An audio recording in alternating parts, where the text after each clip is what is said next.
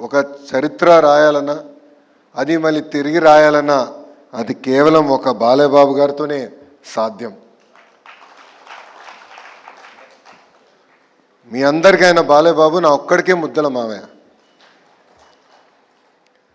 50 సంవత్సరాలు సినిమా రంగంలో, అదేవిధంగా రాజకీయాల్లో కూడా ఒక ప్రత్యేక స్థానం సాధించుకున్న వ్యక్తి బాలయ్యబాబు గారు.